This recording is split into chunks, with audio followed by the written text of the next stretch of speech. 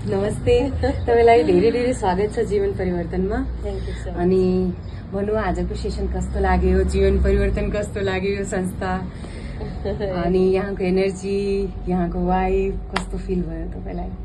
एकदमै आनन्द। हजुरको सबभन्दा पहिलो गेटमा हेर्दै आनन्द छ है, भित्र इन्ट्रान्स नै आनन्दको छ। त्यसपछि आइसकेपछि हजुरको बोलीको प्रभाव सुनिरहँ लाग्ने होइन। फर्स्ट भेट हो हजुरसँग, तर फर्स्ट भेट जस्तो लागेन। म हजुरसँग भेटिरहेको थिएँ जस्तो आफ्नोपन लाग्यो होइन। सबभन्दा मेरो कुरो मान्छेलाई चाहिने माया हो होइन, त्यो छ हजुरमा। मान्छेलाई आफ्नो बनाउन सक्ने सबैभन्दा ठुलो मेडिटेसन त्यो हो होइन। तपाईँको सुरुवातै एकदम राम्रो छ क्या। आएको आफ्नो गेस्टहरूलाई वेलकम गर्ने तरिका सबै म सुरुदेखि नोटिस गरिरहेको थिएँ होइन। यस्तो आनन्द घरमै आएको जस्तो फिल भयो।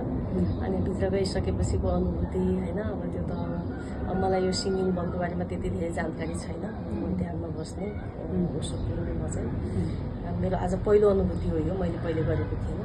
तर यस्तो आनन्द लाग्यो। सबै कुराहरू फिल भइरहेको थियो, के भइरहेछ त्यहाँ, स्वामीजीले के गरिराख्नु भएको छ, कुन साइडबाट मलाई उहाँले के गरिराख्नु भएको छ, त्यो सबै थाहा थियो मलाई होइन। निदाएको पनि थिएँ म, सायद बिचमा एक दुईवटा घुरे पनि, म घुरे भन्ने पनि मलाई याद थियो होइन। म घुर्नु हुँदैन, म घुरे भन्ने पनि याद थियो।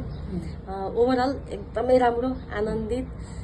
एकछिन आफूलाई बिर्सेँ, आफ्नो शरीरबाट पर बसेर होइन, त्यो आनन्दको घुमरीमा बसेर सुगन्धित भएर आएँ। वाह, थ्याङ्क यू सो मच त्यसको लागि। थ्याङ्क यू भेरी मच माजी, thank you so much, thank you.